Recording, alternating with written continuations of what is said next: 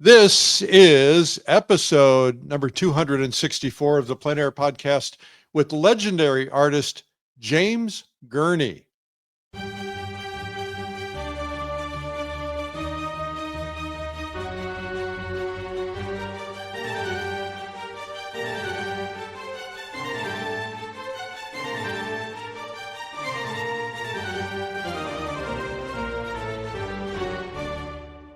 This is the Plein Air Podcast with Rhoads, publisher and founder of Plein Air Magazine. In the Plein Air Podcast, we cover the world of outdoor painting. Called plein air, the French coined the term, which means open air or outdoors. The French pronounce it plein air. Others say plein air. No matter how you say it, there is a huge movement of artists around the world who are going outdoors to paint. And this show is about that movement. Now, here's your host, author, publisher, and painter, Rhoads.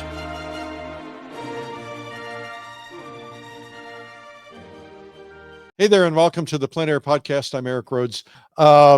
I've been doing some nocturne painting lately, which has really been fun. And what got me inspired is I was looking at some paintings. I was in Carmel and I went into some of the galleries, and um, it was at Frank Rollo Peters. I may have got the name wrong, but his nocturne paintings, I wanted to buy every one I saw, except I have kids in college and couldn't possibly do that.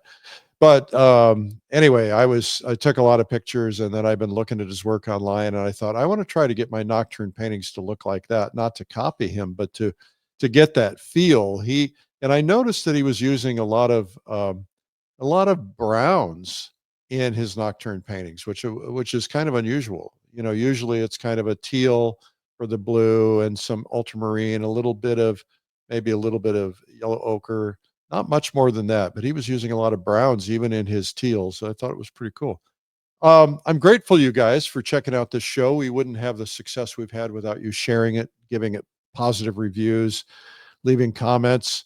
We also just learned that our YouTube show, Art School Live, has had just under 17 million views. We're excited about that. So thank you. It's cool. We love the fact that we're able to reach out to the world and get people inspired and get them painting. And so anyway, appreciate it. At the end of the podcast, I will answer some art marketing questions because a lot of artists want to know how to sell their work. And so we always include that. We also have a separate art marketing podcast. And we also have on Mondays on Art School Live, we do Marketing Mondays. And as a result, we do a lot of people live and a lot of people who have sent in questions. You can send them in to me, Eric@pleinairmagazine.com. And of course, if you had feedback, marketing questions, ideas, people you want to have on the shows, let me know. Just Eric@pleinairmagazine.com. Hey, before we get into our great interview with James Gurney, you may or may not know that we have produced over 700 in-depth, professionally produced, in-depth art instruction courses. I think I said in-depth 3 times, didn't I? From some of the best artists on earth, people like Clyde Aspavig and Jill Carver and Cesar Santos and others. And lately we've been going out and doing them on location and, showing their studios and showing their lives and their friends, and having a lot of fun with this. So anyway, we have over 700 of these courses that we have produced. They're available digitally, so you can watch them instantly on streaming. And yes, those of you who are still living in the dark ages with DVD, you can still get those too. Anyway, check it out. It's at PaintTube, painttube.tv. Don't forget the .tv. It's not a .com. You'll get some weird other place. If you're new to plein air painting and you want to pursue it or learn more about it, we have a free ebook for you. It's called 201 Essential Plein Air Tips. And you can get that at pleinairmagazine.com/ebook. I am super duper excited that we're going to Lake Tahoe and Reno this year for the Plein Air Convention. That's going to be in May. It probably is going to be the biggest yet. We were east last year in Cherokee, North Carolina, near Asheville. We got a lot of people from that region, but a lot of people came across the country in both directions. But we're going to go west. A lot of people have signed up. As a matter of fact, it's several months away, but we've only got 200 seats left. That's how well it's going. Anyway, the Plein Air Convention, if you don't know about it, it's 5 days, 5 stages, about 80 instructors. We have people working with you in the field. We have a giant expo hall. We have daily painting together. This year we have 2 pre-convention workshops, and this is not included, but it's separate. We have a pre-convention workshop with Scott Christensen, and we have a pre-convention workshop with Joseph. My brain went blank for a second, with Joseph Zbukvich from Australia, and they're going to be stellar. So you want to make sure that you're part of that. We got a big watercolor stage, big oil stage, big pastel stage. We've got it all. We're dealing with gouache. We're dealing with acrylic. We've got it all. And then when we go painting every day, we're all out there together. It's kind of fun to see 1,000 artists together painting. It's a blast. We would love to have you come. We also have a lot of scholarships available for people who are learning, and we're trying to give away 100 scholarships this year. So go to the website, see if you can find that, check it out. And of course, if you're not getting Plein Air magazine, shame. You should. pleinairmagazine.com. Okay, today our guest is James Gurney. Let's roll this. James Gurney, welcome to the Plein Air Podcast. Thank you, Eric. Good to be with you again. Yeah, we have. I think the last time you and I were together was at the Plein Air Convention in Monterey. I think it was, yeah. And that's been a while. We outgrew Monterey. We can't go back there because the convention center is too small. Well, plein air painting is just exploding. It's taken off. Well, thanks to guys like you who are exposing a lot of people to it. Yeah, it's amazing to see the growth, not only plein air painting, but also urban sketching, which are 2 concepts that didn't exist when I started doing what I called on-the-spot sketching. That's what we used to call it. We were aware of the term plein air painting, but that was kind of a French term. We didn't know you could say that in English, but you've managed to educate people about it. Well, I don't think I came up with it. I think it was Plein Air Painters of America kind of really solidified it. And then we just kind of picked it up from there. Didn't you say when you bought Plein Air magazine, you thought the term meant like a fresh wind coming into art, but then you realized, oh, this is an actual specific idea of going outside and painting, and you really took it up with a vengeance. I didn't buy it. I started it, and Okay. and so I don't remember doing that. I remember I was Plein Air painting. And I thought I went to a couple of workshops and there were a bunch of people there and I thought there was a movement and I was wrong. It was too soon, too early. And so we ran for a couple of years and then I couldn't afford to keep it going. I had a lot of subscribers, but the advertisers wouldn't touch us because the materials people said, oh, nobody paints plein air. There's not enough people to sell materials to. And the galleries said, well, plein air paintings aren't finished. We would never feature plein air paintings. Things have changed a little bit since then.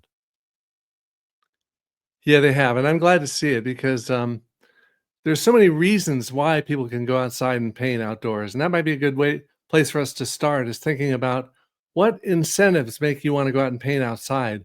Now, I can list a few and maybe you can list a few, but one of them is to be with other artists and to be creating with a group, improving your skills, taking notes and being like a reporter in the world with a sketchbook, doing artwork for galleries as a source of income, which didn't really exist when I started out. Those are all legit reasons for getting outside to paint. Yeah, well, I think it's wonderful. I'm curious about the cross between plein air painting and urban sketching because in a lot of ways they're really the same thing. I mean, there are plein air painters who are out there with a sketchbook and some watercolors. And so what about that intersection of those two? Shouldn't they really be kind of combined as one? Well, some of your listeners will know a lot about urban sketchers because it started out as a online movement by an artist in Seattle who started a website and had about 100 local chapters of people who were reporting in and covering different regions like Montreal and San Francisco, New York, and then all over the world. And it really caught on internationally. They have an annual gathering at different places in the world, Buenos Aires, and next time it's going to be, I think, in Poland. It's a good group of artists, mostly watercolor and pen and ink. And curiously, they mostly sit on the ground, which I find weird and difficult. I'd much rather have an easel or be standing even.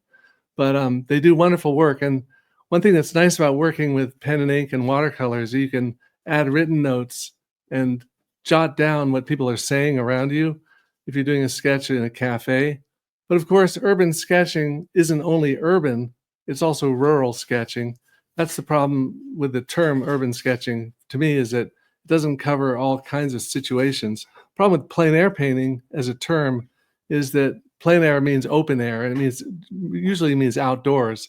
But for me, a lot of interesting painting experiences come from indoor experiences, and inside even everything from the Metropolitan Opera to a supermarket fruit department to just a waiting room of my gas station or my local mechanic.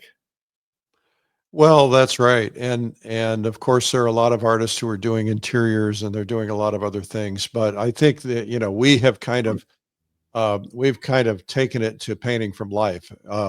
I mean, plein air painting is, we wanted it to be rooted in the kind of the history, of the Impressionists and the people before the Impressionists who were doing it. But ultimately, really, it's just painting from life. And painting from life can mean so many different things, and as is sketching from life. And I guess, we could reterm it life painting. Yeah. No, plein air is a good term. And I think for the motive that brought most people out there, like in the 19th century, someone like Albert Bierstadt, was to gather notes from nature that you could use as a source material in your studio for your studio paintings. So it goes through that other filter in your studio.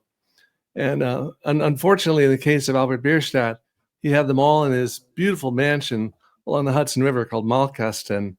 And a studio fire unfortunately destroyed most of his collection. But for an artist in his period, the idea of selling a plein air study is something you'd never want to do because you need it for reference. I kind of feel that way too, that I have sold a number of my plein air paintings at auction and in galleries, but I really like keeping them for reference for different ideas for how to paint a sunset or how to paint foliage, because painting on location under the urgency of the limited time period and the changing light really forces you to make quick decisions that you can look at later in the studio and think, I want to use that idea in my final painting. Well, and in other paintings, I mean, I feel the same way with you. I just very rarely ever want to part with a plein air painting that I've done. Once in a while, one escapes, but I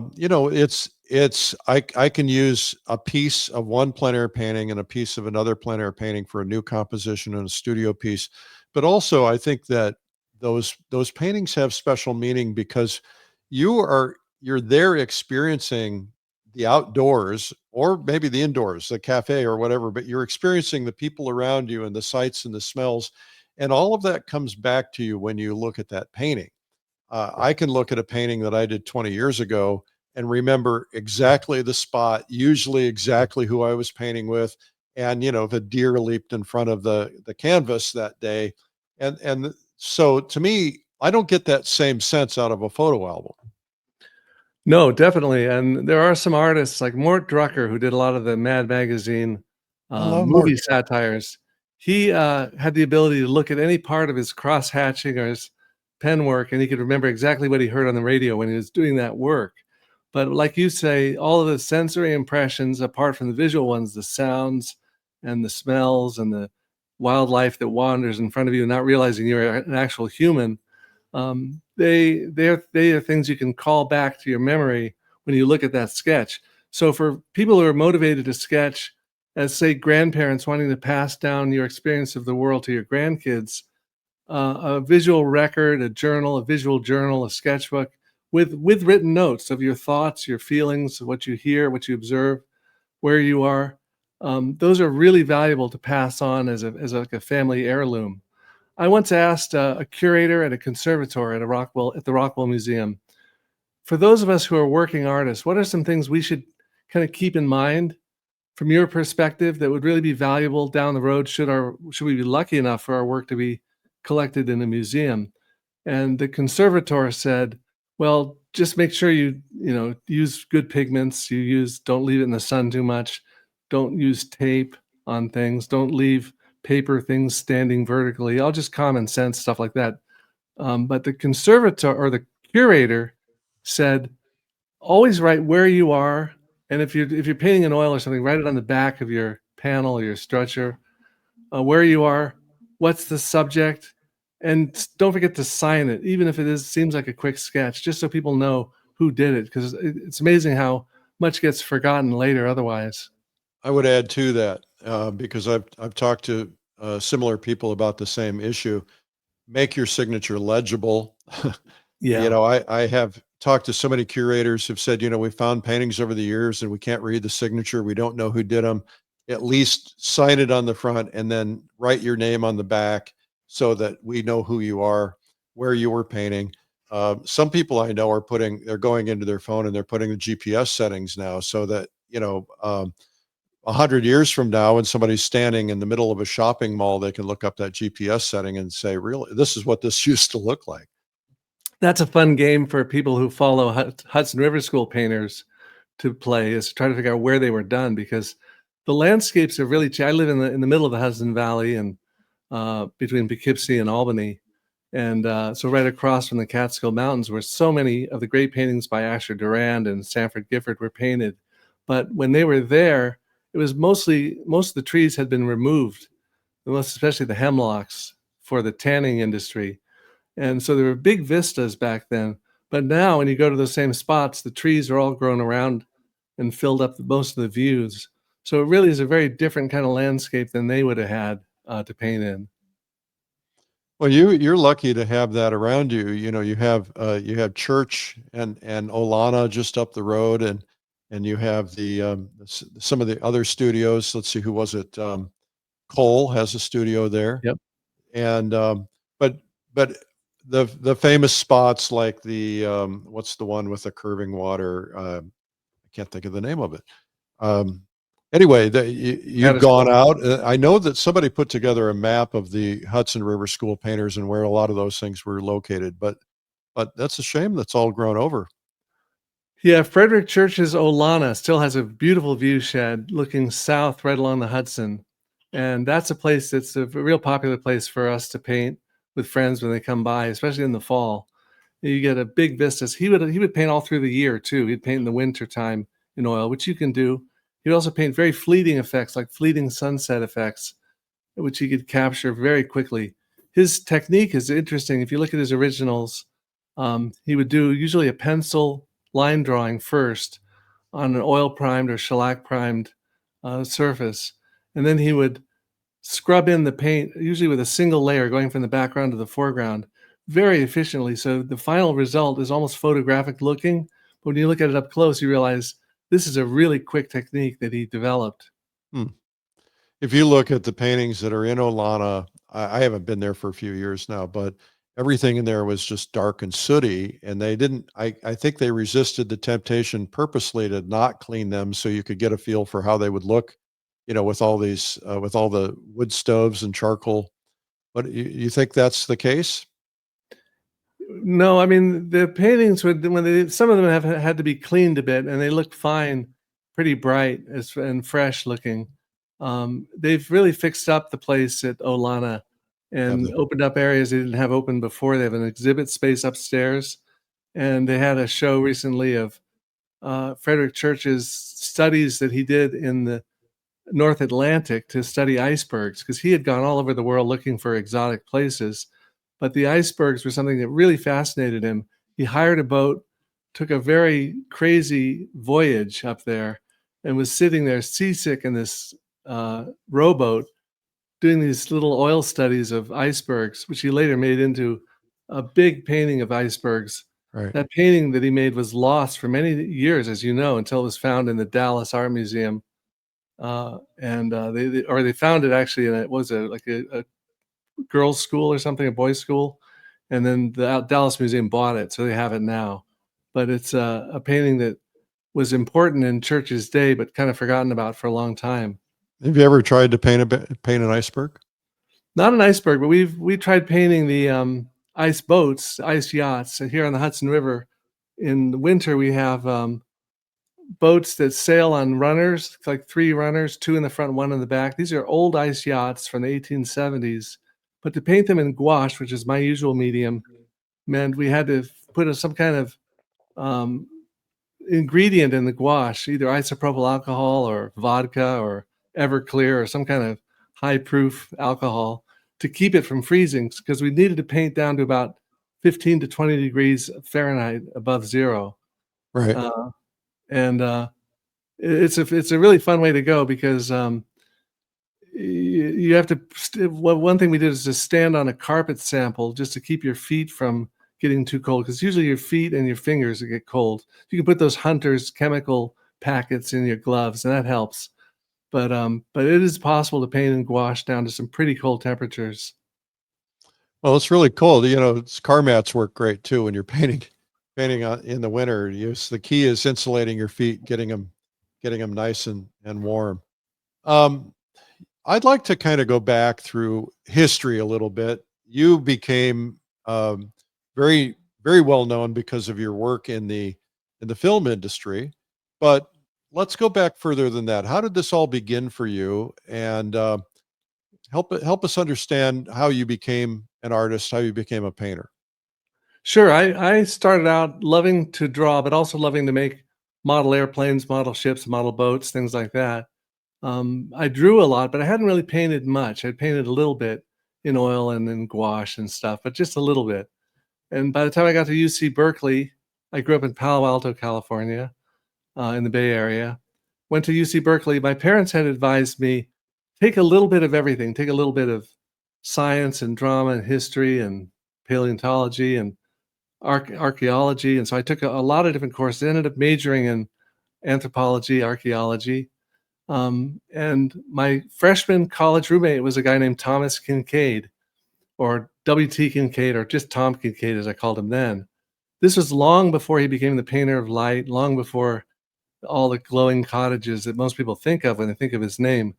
At the time, he was really interested in gritty urban scapes and street people and kind of a more downbeat view of the world.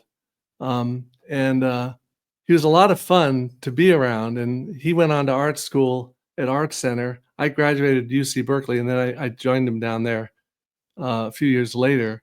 So by then we'd known each other a few years, but both of us were a little disillusioned by art school, because it was just so much art theory and so much horrible marker fumes giving us a headache that we decided why don't we drop out and do something crazy?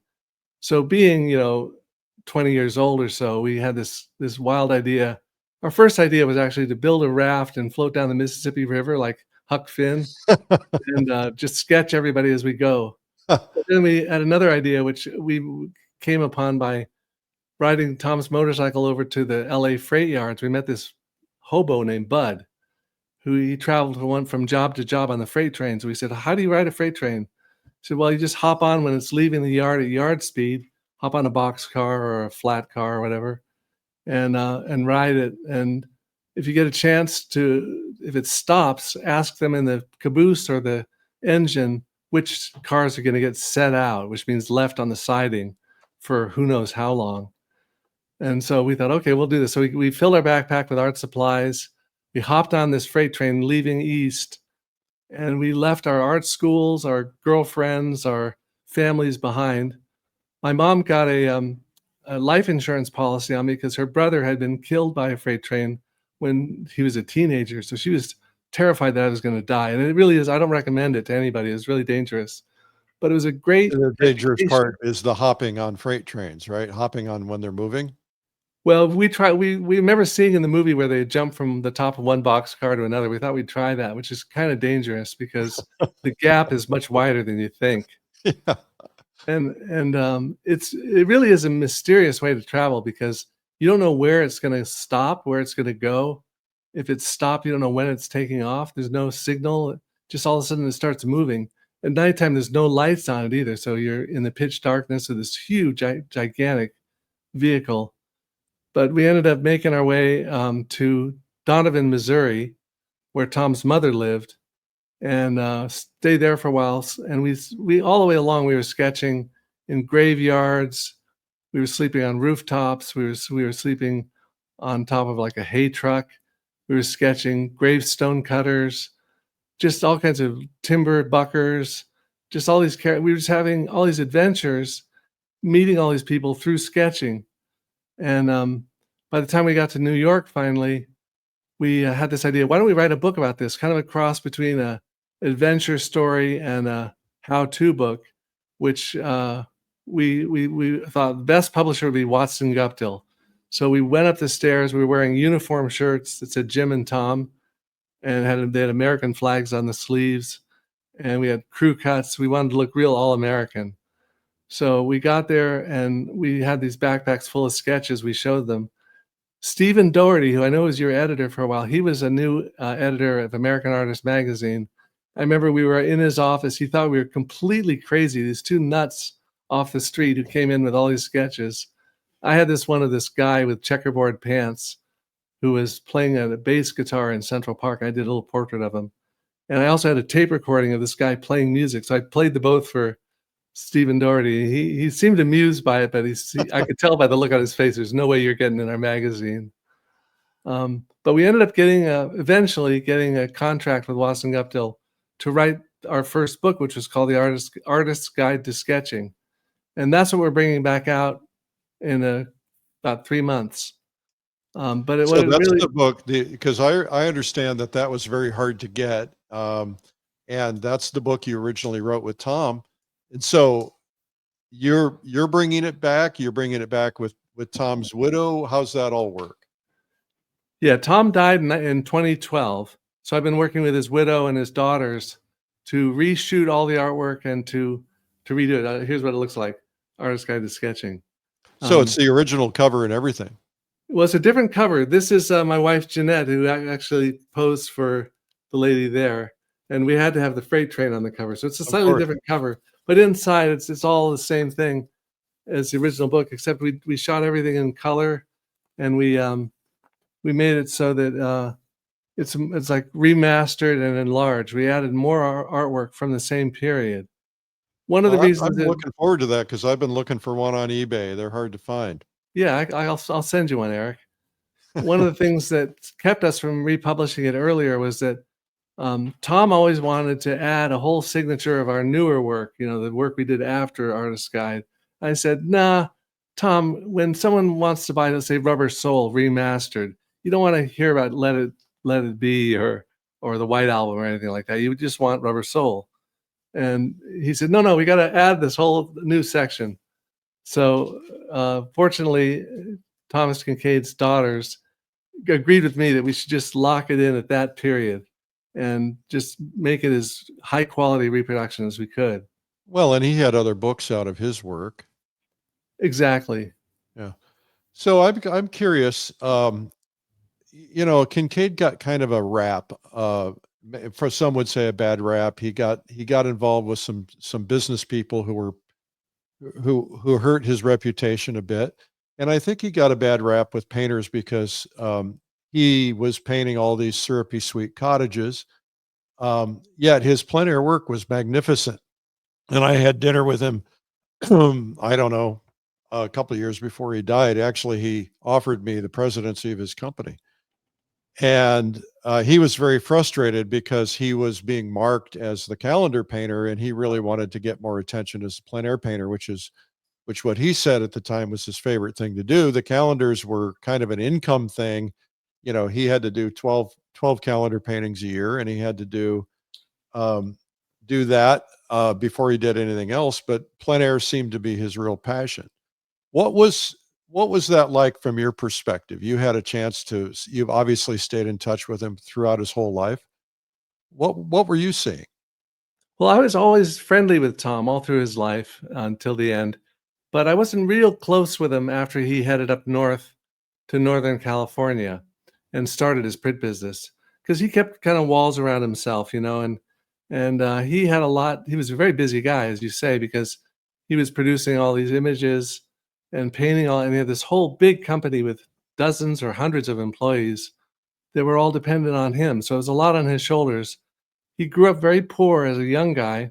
He told me, one of the first things he told me when I first met him in Berkeley was, I want to make $1 million as an artist. And he said, there's all these like Willie Nelson, Kenny Rogers, and famous musicians, but why isn't there a famous artist? He always said, I want to be that kind of guy. So that's more power to you, Tom.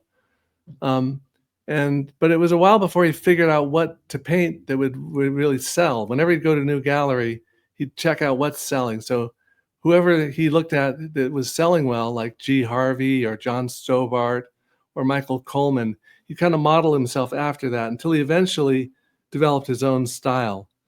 And then when he took a trip to England and stayed in some nice cottages, that inspired him to do the whole thing with the glowing windows and the cottages. But that was after I knew him well. When I knew him, we were much more. We didn't really have any real commercial angle on anything. We were just trying to learn how to draw and paint moving objects, which is a whole chapter in the book. How to add imagination to what you see so you can transform it with something magical or animate things that are static.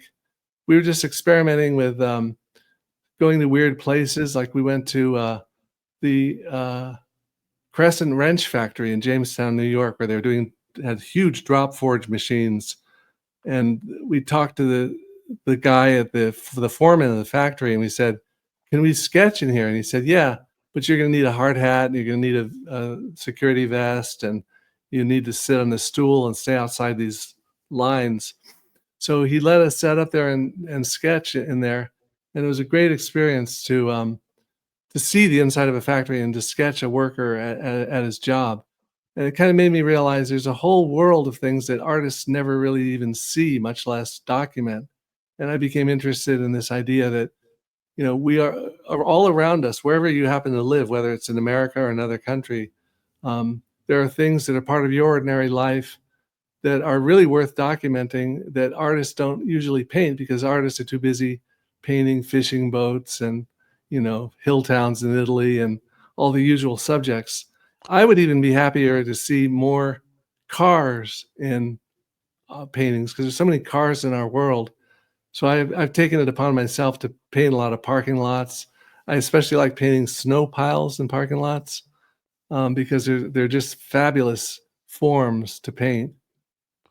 Well, I think that a lot of that has to do with the fact that people are, they're seduced by the pretty pictures. And, Ken Oster, who you knew, Ken, we would all be setting up in this beautiful bucolic barn somewhere. I mean, outside this bucolic barn and the beautiful vistas and the horses and the mountains in the background and the water glistening in the distance. And, he'd find a pitchfork or an old Cadillac or something and paint the fin of that car, which was so interesting. And I think it was a really good lesson. And I once went to a workshop with Randy Sexton, may he rest in peace. And Randy set up in the middle of an alley. He said, okay, we're going to paint here.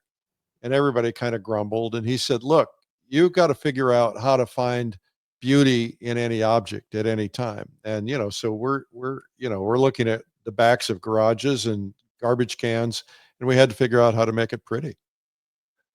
Yes, exactly. I know there's some great quotes about painting the commonplace that Joe Paquette has talked about.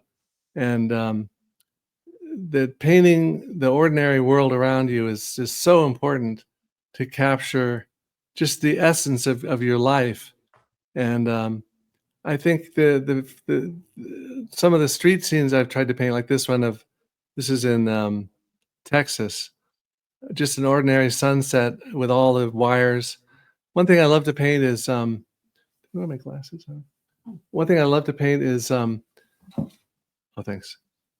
I wanted to read you this quote, see if I can find it. I don't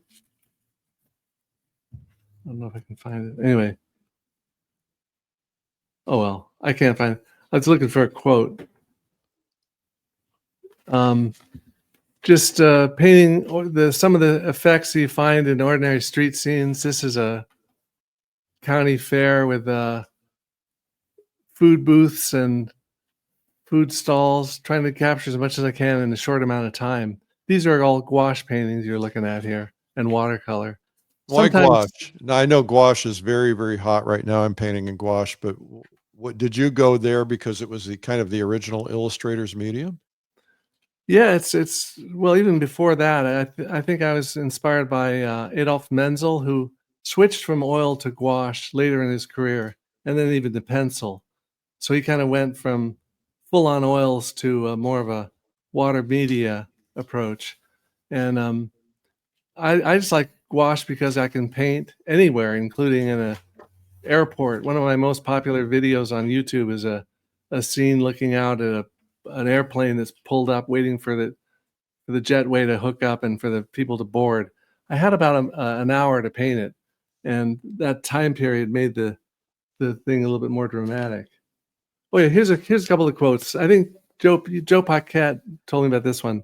If your daily life seems poor, do not blame it. Blame yourself. Tell yourself that you are not poet enough to call forth its riches. For to the Creator there is no poverty and no poor indifferent place. That's Rainier Maria Rilke, Letters to a Young Poet.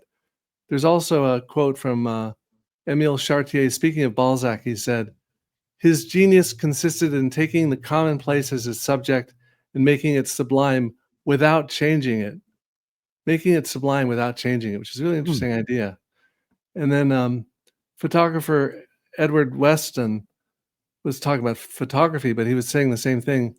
Anything that excites me for any reason, I will sketch or photograph, not searching for unusual subject matter, but making the commonplace unusual.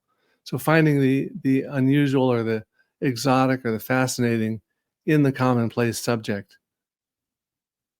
So my favorite things to paint are usually within walking distance of home. And if you're traveling around looking for motifs, I find being in a car is just going way too fast. I'd much rather be walking or riding a bicycle. So I've tried to simplify my rig enough to just carry it with me in a backpack, or have it as small enough to fit in a belt pouch if I'm doing indoor, like in a restaurant or a diner or something like that. We interrupt this program with James Gurney to tell you about a couple of things that are going on that you might want to know about. The first thing is Watercolor Live is a international online art conference, and it is the largest art conference in the world. We have people from probably 30, 40 countries. We have thousands and thousands and thousands of people who have attended. And this year it's going to be in January. And we have a faculty of about 24 very top watercolor artists, including Alvaro Casanet and many, many others, Thomas W. Schaller, and many, many others. And so check it out if you want to learn watercolor. I like to learn watercolor. I do now do it, but I wanted to learn watercolor because there were times when I didn't want to take my oils. And so watercolorlive.com, good place to go. Check that out. Also, I've been picking up gouache lately, and gouache is something else that everybody's wanting to learn. And we recently produced a gouache video from painttube.tv. I told you earlier about painttube.tv, where we have about 700 professionally produced, high definition, high quality art instruction courses. Some of them are really, really long, where you get a lot of depth. Some of them we've gone to people's houses and studios and done documentaries with them as well. This one is Michelle Usabelli. It's one of our top selling videos, and it's a gouache video. So just if you go to painttube.tv and you look for her name, Michelle, and Google it, search it in there, or search painttube.tv Michelle Usabelli, and you'll find that gouache video. It's really, really good. What's your success rate on paintings? I was really pleased to hear one of my favorite days was a telephone conversation with a very well-known artist. And he was telling me how he had just botched a painting. And I was so enthusiastic hearing that, because I thought he was one of these guys that, he nailed it every time. Do you look at paintings as wins no matter what? You're learning a lesson from him, or do you have a hit rate? Do you nail it a lot of the time, or Do you have a lot of paintings that go wrong? And if you do, what do you do about them?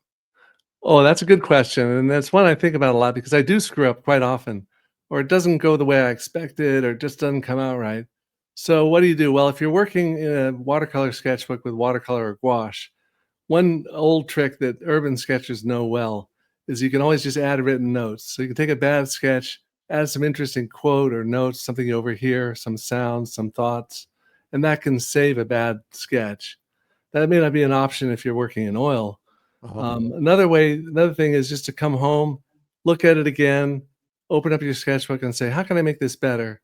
And we're working either from memory, or if you take photos of the subject, you could work from photos. But you could touch it up. Another thing is just to rub off, if it's gouache on top of casein, let's say a casein priming, you can scrub off a painting that didn't work and start over.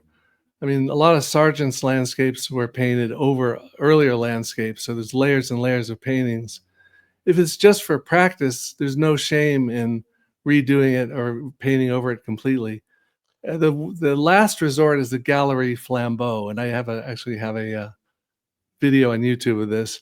This is a device my son made when he was about 15, where he said, "Hey, Dad, I found this website." I said, "What's that?" He said, "solardeathray.com." I don't even know if it's still out there. I said, "What's that?" He said, you get 200 mirrors, each about 1.5 inches square, and you position them using a laser so they all focus on one spot, and they focus the heat of the sun on this one location. You clip a painting on that location, and it'll turn it to smoke and dust in just a matter of fraction of a second. He got kind of carried away with this, though. He said, "Hey, you can melt down anything, even old radios." I said, "Dude, you better stop using that thing. That's going crazy." But So there are a lot of purists out there that we hear from, and I'm not being critical by any stretch, but there's some people who have this definition in their mind of what is a plein air painting. And some will say a plein air painting is only a plein air painting if you paint it on location in one sitting.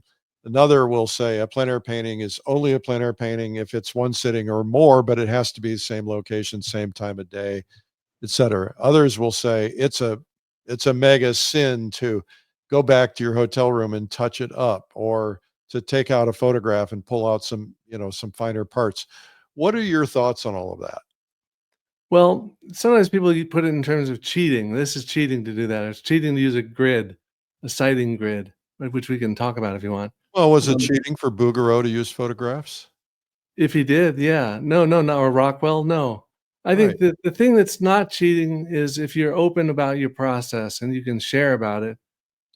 It's only cheating if you say you did it one way and you really didn't do it that way. That is cheating. If you project up a photo and then call it an on-the-spot painting. So there's alla prima painting in oil, where you start from just the raw canvas essentially and paint the whole thing in one go.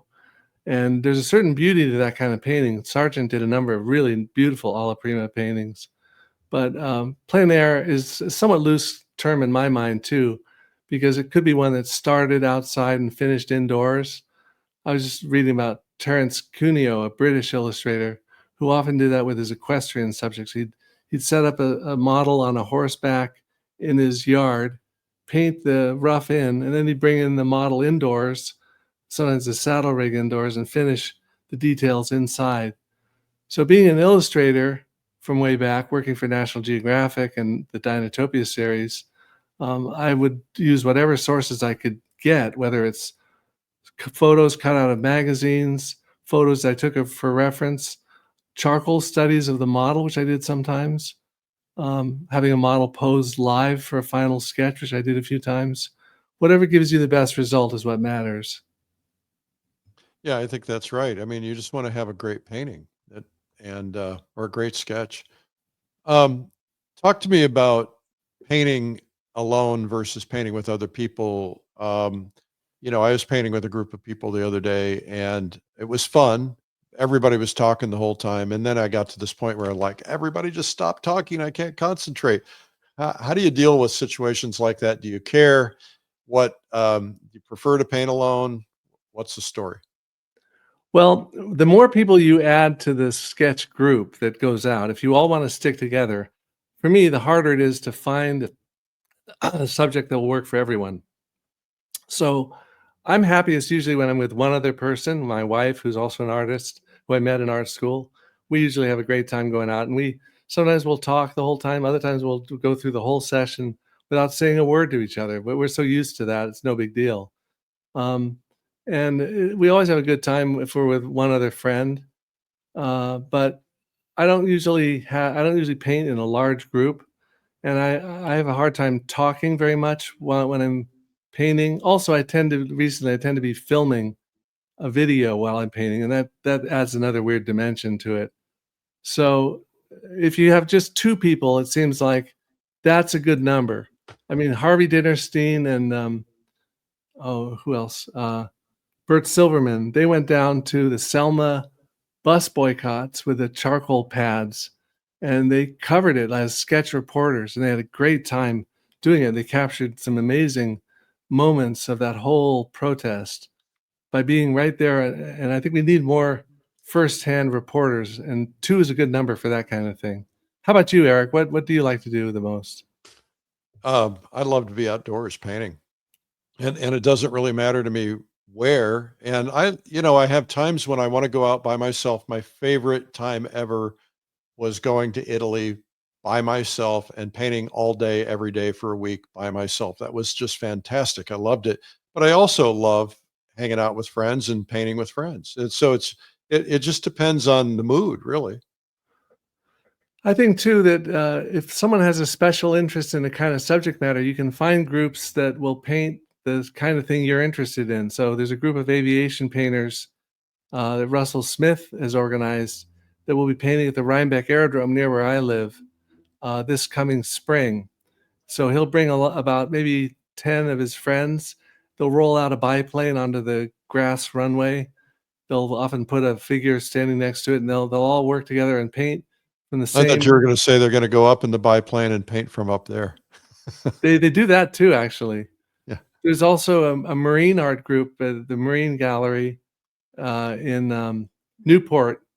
Mariners Gallery in Newport has an annual kind of plein air event where people come and they paint boats and ships, so they get to go out in a sailboat and have access to sailing subjects. There's also, for architectural artists, there's the American Society of Architectural Illustrators, and they get together every year and they travel around in a bus usually. Like I was with them in Yellowstone, and there's one guy who can paint out the window of a moving bus really fast little watercolor studies of the landscapes. Another subject matter is botanical art. Now, there's the Guild of Natural Science Illustrators, the GNSI. These are all people who love to paint birds, bugs, flowers, and botanical art at the New York Botanical Garden has courses, and they have groups who paint outdoors. So we've done plein air events there as well. And one more group is concept artists. Now, these are animators, people who design things for films and animation and live action and games. This is organized by a guy named Bobby Chu. Yeah. And every year in the fall in Pasadena, they have what's called Lightbox Expo.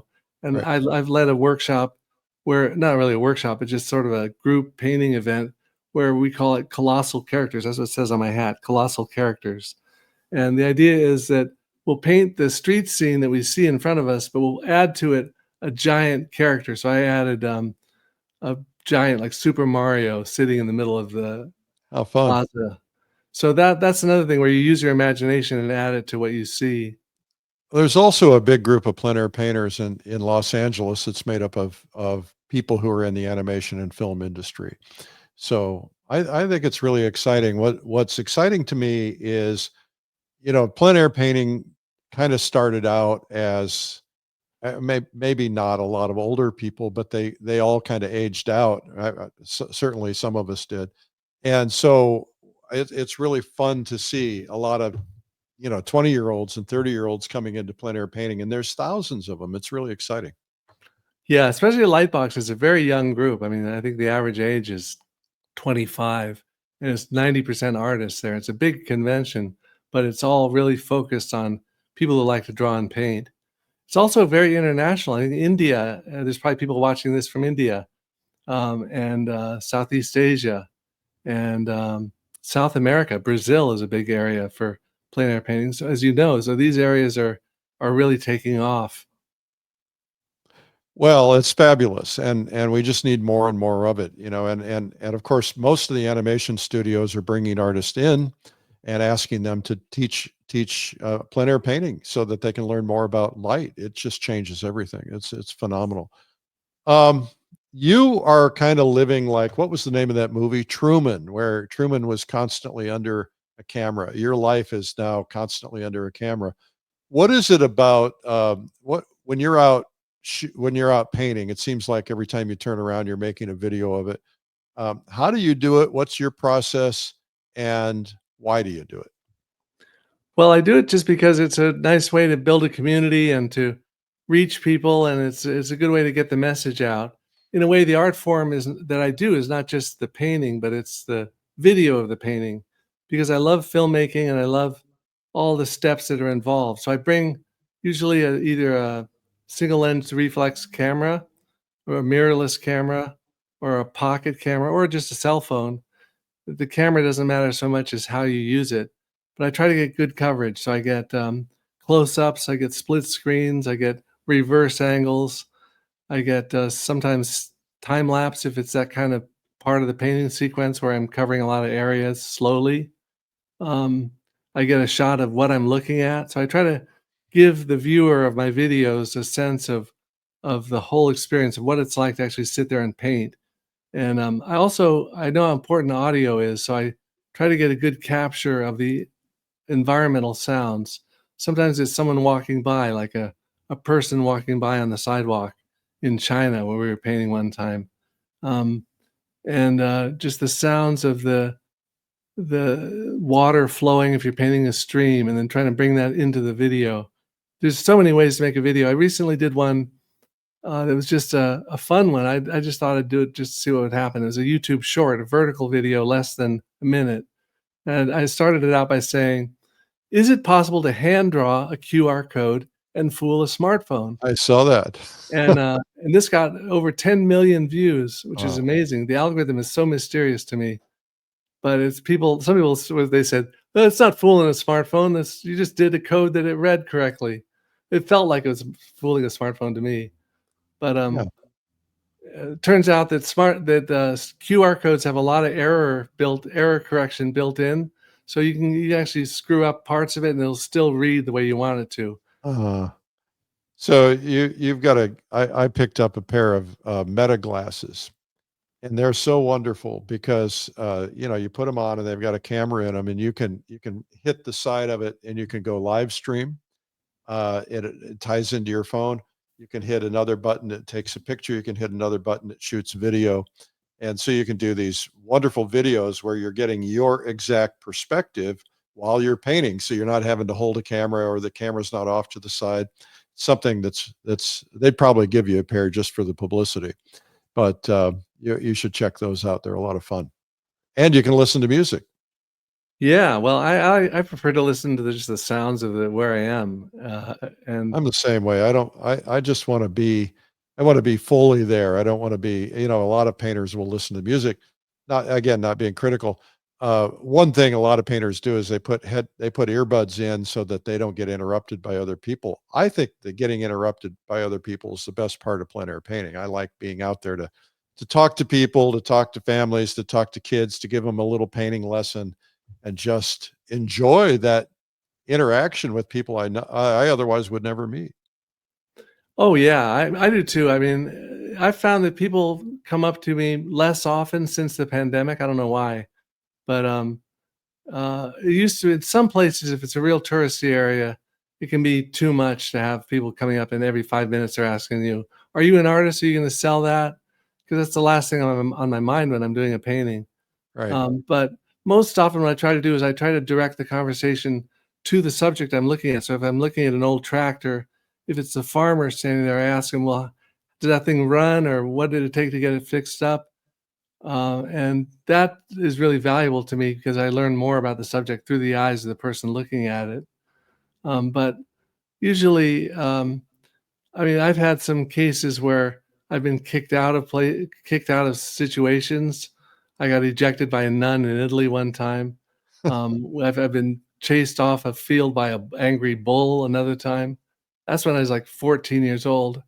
I was doing a dip pen study of a bull and some cows, not realizing very naively, being a suburban kid, that bulls don't like it when you're in the field with their cows. So this thing came charging over toward me. So I dropped my pen and ink and stuff on one side of me, and I reached down, I picked up some grass in my other hand and held it up and hoped that he'd go for the grass instead of me. And he did. Luckily, he stopped last minute and let me walk slowly off the field. But that kind of thing happens sometimes. So somebody's listening to this and they're thinking, you've lived an incredible life. You've been an artist since you were a young man, a child maybe. And there's a lot of people out there who believe that somebody has to have that natural gift, that natural talent, and they are intimidated by the idea of learning to paint. What would you tell them? Well, I'm a real believer in self-teaching. I think the best way to learn something is to teach yourself, and the best way to teach yourself is by doing it. I think there's some myths about self-teaching out there. One of them is that Matthew Gladwell's idea that you have to have 10,000 hours of practice.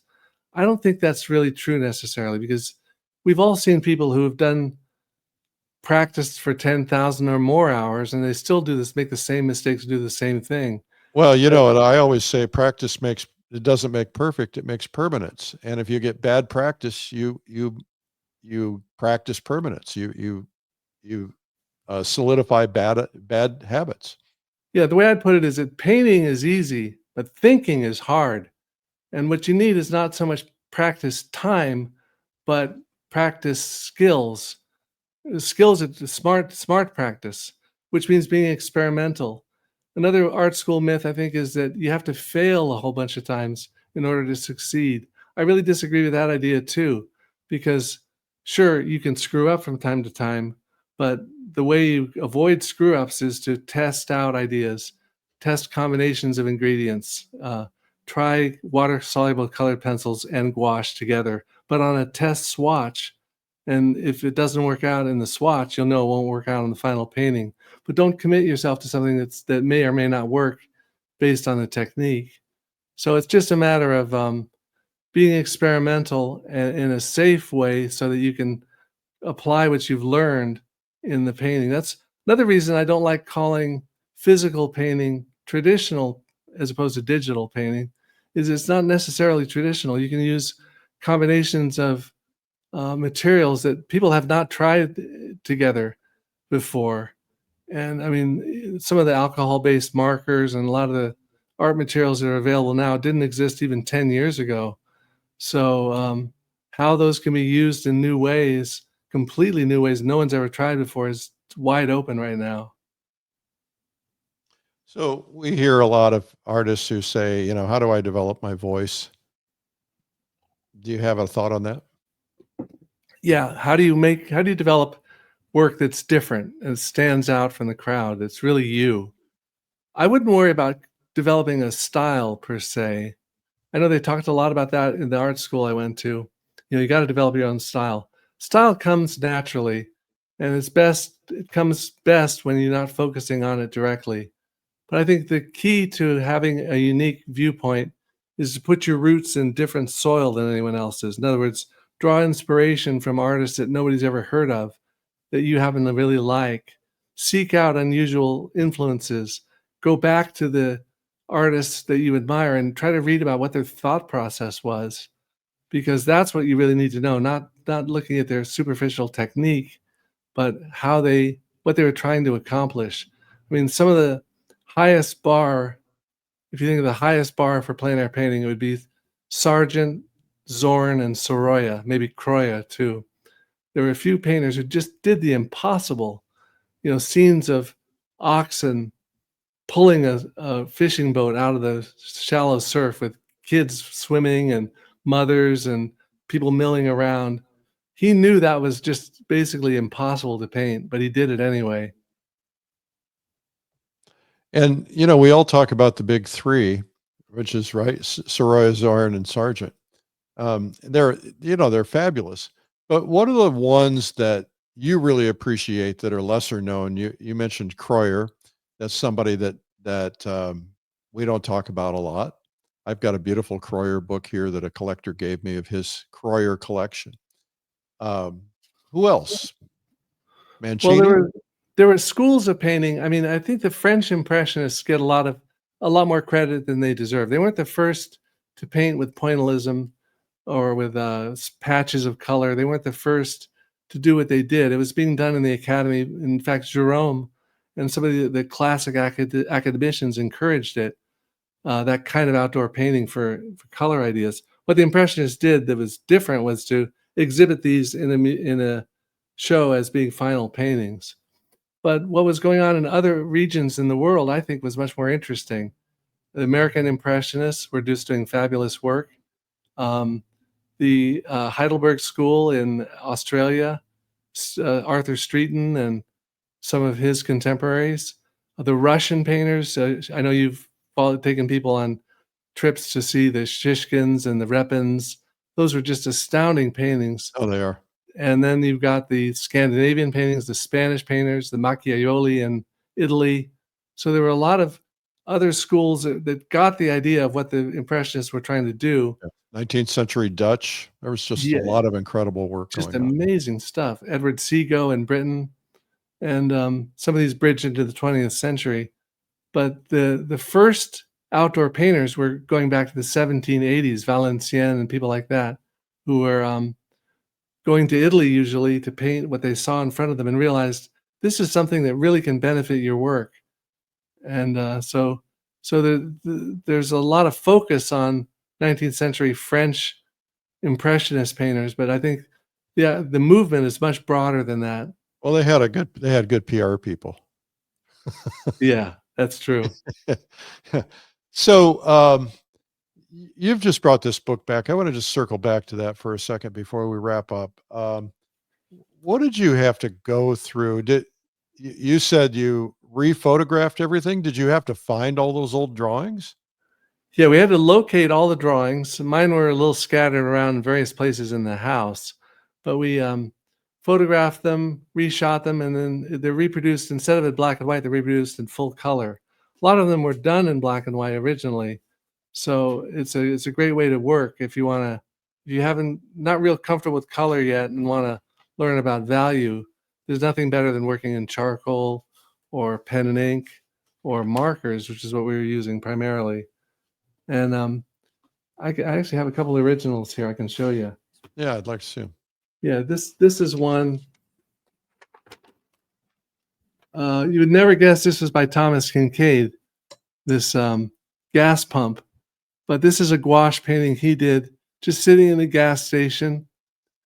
It reminds me of that Pixar film where they had a robot who was, what was his name? I can't think of the name of the movie, but it looks like that robot.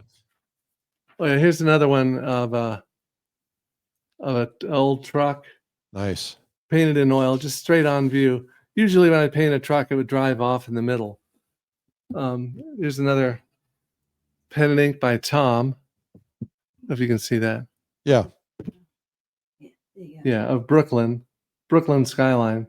So we were experimenting with all kinds of things. Well, you were fortunate to be able to find those. I think that a lot of that stuff disappears, especially if somebody's deceased. Yeah. Here's this is a neon sign in Long Beach, California that was taken down. It was just that whole block was slated for demolition. So we thought we'd document it before it went down. Yeah. Terrific. But there's some things, I'll just show you a couple more. Here's this one I was referring to earlier of the in the factory. Yeah. In the factory in Jamestown, New York, the Crescent Wrench factory. It almost looks like you were using markers. Yeah, marker and charcoal on that one. Okay. And I'll show you. And to me, for those of you who are listening to the audio version of this, you need to make sure you watch the video version. Yeah, this one shows at dusk a freeway overpass swooping up to the upper right of the picture. Kind of a moody scene. Again, it kind of reminds me of a scene from The Incredibles over at Pixar. Yeah, Very similar. And a lot of the artists who work in concept art are very versatile because they have to be ready to paint anything. This is just like an oil burner machine for making tar for fixing a road. But there again, I'm just working in black and white, trying to capture the whole mood of the scene. It's a great And I'll show discipline. you just two more real quick. This one is Right. a group of guys just sitting in the area in the park in LA, just kind of down and out guys just sitting there, but painting them as silhouettes almost. And then one more. This is when Tom was doing that painting of the Brooklyn skyline. I was doing this giant hand lifting up out of the water like some kind of still from a weird science fiction movie.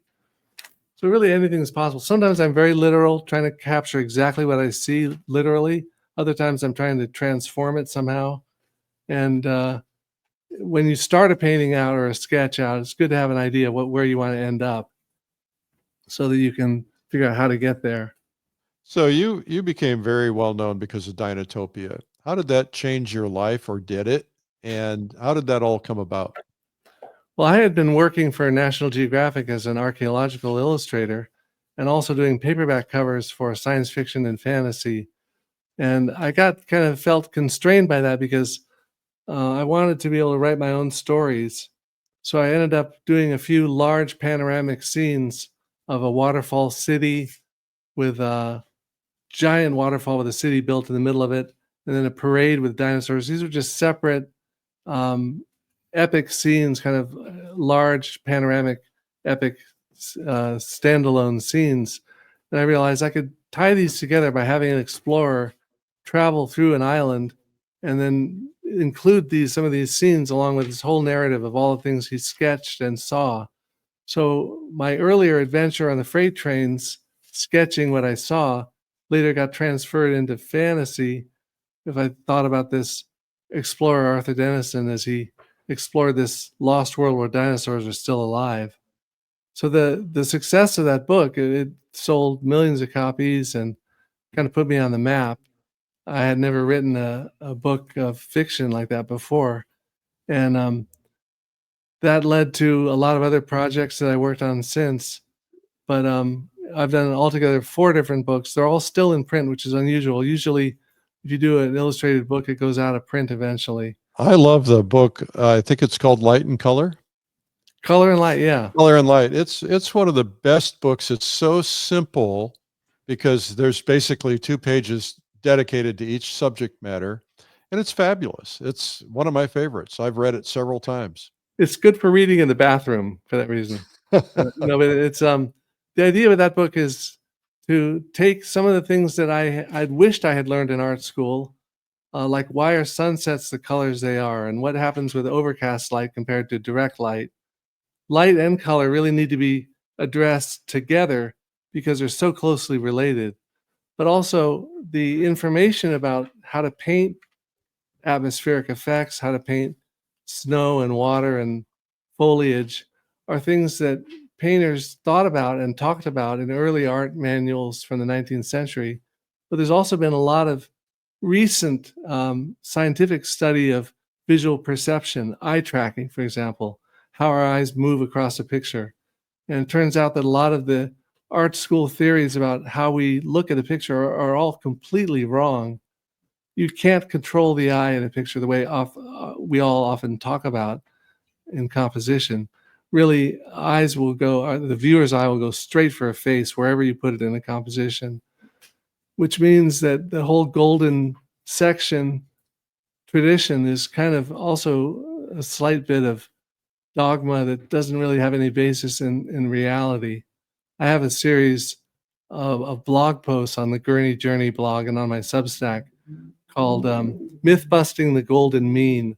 And it kind of gets at working you through why a lot of the ideas about the golden section turn out to not to be accurate or based on any objective facts. Interesting. You dig up things.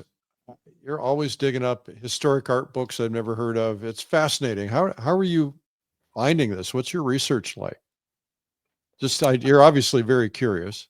Yeah, I mean, I search things out, and I use the one AI app I use is Perplexity, which is it's kind of an AI in the sense that it finds you the sources, and it lists the sources of where it gets its information. We also actually, in terms of AI, we created an AI version of me. My son did. He's a coder, and he said, "Hey, Dad, I got a couple days. You want me to build something for you?" I said, "Yeah. Can you take 6,000 of my blog posts and all 8 of my books and I don't know 85 articles I've written for international artists and just feed them into this machine? Maybe it'll come out with a chatbot that answers questions the way I do." It does pretty well. You can find it on my website, jamesgurney.com. Just click on chatbot, and Jimbot will answer your basic art questions, but he does hallucinate. I asked him, I said, "Well, where did James Gurney learn to paint?" He said, "Oh, he got it all in a fellowship in Peru." And I never been to Peru, and I never had a fellowship, but so you gotta take it with a grain of salt, but it's kinda interesting. That's part of where I get my ideas. Wow, they're fascinating. Well, James, thank you so much for being on. We could probably go on for hours and hours and hours. You're so fascinating. So I really appreciate you doing this. We'll have you back to the plein air convention or something we're doing one of these days soon. Thank you, Eric. Been fun being with you, and I know you're a real kindred spirit, and thanks for doing all you've done to spread the word about painting outdoors. Yeah, let's when I get back to the Adirondacks this summer, let's go painting together. We'll figure that out, and I'll come down there. You come up there, and I go down to that area pretty frequently, so it'd be pretty easy to connect. And congrats on the new book. That's exciting. When is that coming out, and how do people get it? It's coming out February 25th. You can pre-order it on my website, jamesgurney.com, or at your local bookseller. And when it comes out in February, we're going to be making a trip to California, probably to the Bay Area in March, doing a Northeast swing in April, so around the Northeast states, New England, and then the Mid-Atlantic, we'll be doing a few signings, visiting some studios and things like that in the Washington area in May. Outstanding. Well, thanks again for doing this. Thank you. I could talk to James all day. I mean, he's just so fascinating. His brain, something about his curiosity. He's just always digging into new things, and he's just fabulous. So thank you again, James Gurney. I'm certainly looking forward to that book, and I think you guys would like it too. James has a YouTube channel, by the way. It's at James Gurney. And of course, you can visit his website, jamesgurney.com. That was really good. Now let's go to the Art Marketing Minute. This is the Marketing Minute with Eric Rhoads, author of the #1 Amazon bestseller, Make More Money Selling Your Art, Proven Techniques to Turn Your Passion into Profit. If you have questions, you can just send them to me, Eric at artmarketing.com. By the way, that's a good website, artmarketing.com. And I haven't seen these questions actually before, so let's read them fresh. We'll take it off the top of my head. First question is from Steve. What are the current trends in art buying behavior, and how should artists adapt their marketing strategies to align with the preferences of modern collectors? Well, look, Steve, baby, there's a lot of different ways to approach this question. You could do like what we were discussing earlier with James Gurney, where you have Thomas Kincaid was kind of watching what top artists were doing, John Stobart and others, and trying to see what was successful, and then coming up with his own version of successful. And you can do that. Or you can just paint what you love. And, you have to decide, do I want to be a marketing success, or do I want to be a success because I paint what I love? Because I think people can feel it. I think people can see if your heart's in it. I have a lot of friends who've been chasing the Western art thing because there's so much money in Western art. And, the Western art people, you can feel it. You can feel that this artist actually wears a cowboy hat every day and has boots and stirrups and understands the anatomy of horses and things. You can feel their passion for it. Then there's people who have their technical expertise, but you can tell they're not passionate about it. And I think that collectors can tell. I think buyers can tell. So I believe, do what you're curious about, do what you love, paint what you love. Don't don't try to adapt to current trends. If you're always chasing that stuff, you're going to be chasing, I have mixed feelings about it because I'm a marketing guy. And, if I were in the clothing business, I would probably be chasing trends, right? Because certain clothing has certain trends. And, but where are you going to decide what the trends are? If you look at 5 different shelter magazines, if you look at Architectural Digest or Traditional Home or, who knows what, you're going to see a lot of different approaches. Some of them are going to be really modern and very abstract. Some of them are going to be more traditional. You just have to paint what you love. Paint, and if you love it, there's a market for it. There is, this is a different world. It used to be that we would rely on these people to tell us what was good. But now with Instagram and with social media, we're seeing anybody and everybody who has something that's good that we love, and we can follow them. Look at James Gurney. He's a traditional painter in the sense of traditional painting. I mean, maybe not, maybe he's not doing classical realism or Rembrandt, but he's doing traditional painting. He's using, paintbrushes, not digital. He's probably doing that too. So there's plenty of room for everybody in this world. And you just have to figure out how to find them and how to talk to them and how to make them aware of your work. And so a lot of that has to do with advertising and social media and learning a lot of stuff like that. I've actually got an event coming up. I have not officially announced it yet to anybody, but I'll mention it here. We're going to be doing a one-day event on art marketing. And I decided I wanted a lot of people to attend. I decided to make it cheap. So it's $49 or $47, something like that. And if you go to streamlineartevents.com/marketing, you'll find it there. We're expecting a few thousand people to attend, and we think it's going to be a really cool thing. And we're going to walk you through your planning for 2025. This is going to be on January 10th, 2025. So it's still early enough to capture it. But we're going to walk you through your planning. We're going to walk you through some of the basic principles that everybody needs to know. We're going to have some guests who are going to be on. We're going to really fill your cup with a lot of great marketing stuff. I'm not going to be teaching the whole thing. I'll teach some of it. And you will get some great information so that because the goal is, we think there's a boom ahead. And the goal is for you to take advantage of that boom and to be ready for 2025 and to really crush it and make what you need to make in 2025. We're going to show you how. Okay. Next question is from Alice. Alice says, I'm from the Philippines. Well, thank you for listening, Alice. How do I market my art in the U.S.? Well, I think you market your art in the U.S. the way that everybody else markets their art in the U.S. You look for a market and you look for a way to expose yourself to that market. Now, I have a lot of friends who market their art in other countries, and they do a lot of that through social media. They try very specifically with their social media advertising to target certain parts of the world. So if you were targeting the U.S. and you wanted only the U.S., then you would, U.S. is obviously a big market. Then you would target the U.S. in your Facebook advertising or your other advertising. There's a lot of different ways to approach it. You could use something like Fine Art Connoisseur magazine or Plein Air magazine, or, you could use them to reach collectors or artists, depending on what you're selling. Don't discount the fact that you have a country that you could sell work in. And the benefit of selling your work in the Philippines is there's probably a lot of people in the Philippines who could afford a lot of beautiful work. You just have to figure out how to get in front of them. The reality is, as a single individual artist, you could sell everything that you paint in a smaller country like the Philippines, and there's plenty of people there to do it. You are, when you're trying to penetrate the entire United States, it's going to be more expensive, and you could dominate in the Philippines on social media.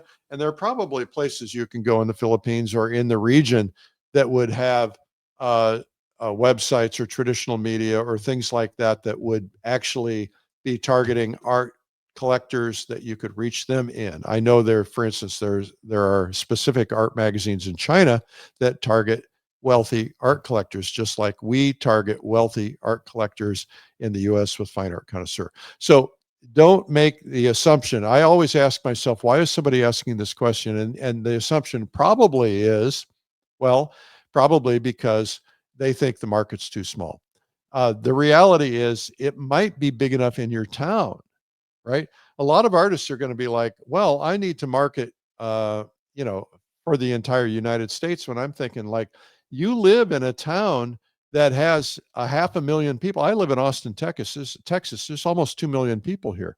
I could sell every bit of my art in Austin, Texas, with ever going out to a gallery in any other place. I'm now, I just was in 3 galleries. I lost one to a death.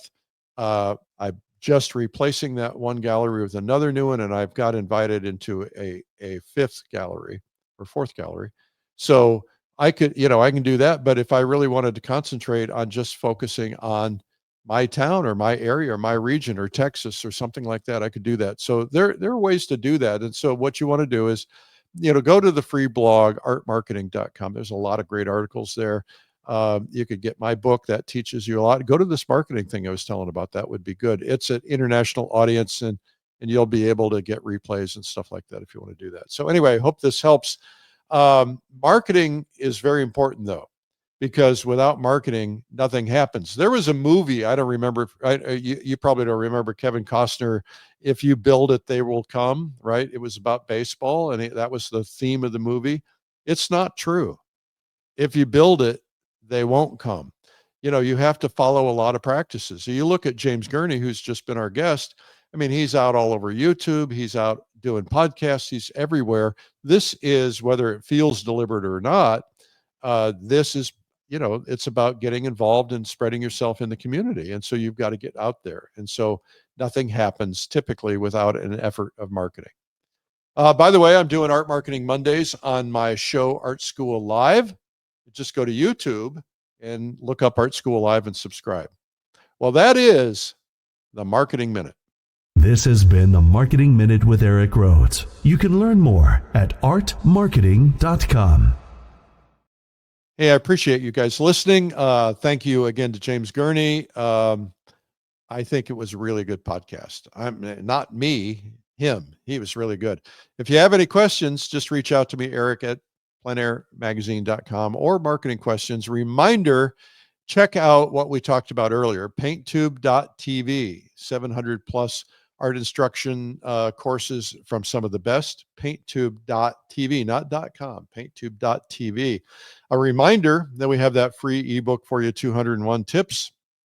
You can go there at pleinairmagazine.com/ebook, pleinairmagazine.com/ebook. And please, grab one of those last 200 seats to the Plein Air convention. A lot of people are starting to come internationally because, when COVID was going on, they were a little afraid to do that. I get it.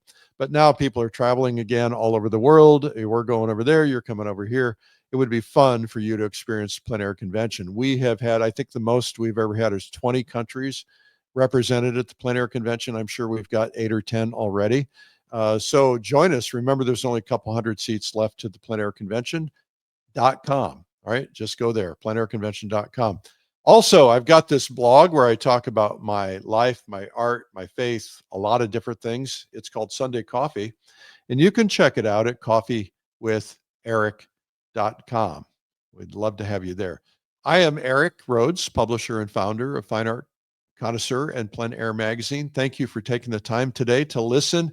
If you haven't, we have started re-interviewing a lot of the people that we've had on the show when we started doing videos. So, and of course, things have changed and we're updating. So we have hundreds of podcasts out there, but a lot of the earlier ones were audio only, most recent video as well. So check that out.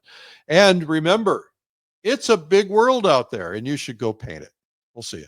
Bye-bye. This has been the Plein Air Podcast with Plein Air Magazine's Eric Rhoads. You can help spread the word about plein air painting by sharing this podcast with your friends. And you can leave a review or subscribe on iTunes so it comes to you every week. And you can even reach Eric by email, eric@pleinairmagazine.com. Be sure to pick up our free ebook, 240 Plein Air Painting Tips by some of America's top painters. It's free at pleinairtips.com. Tune in next week for more great interviews. Thanks for listening.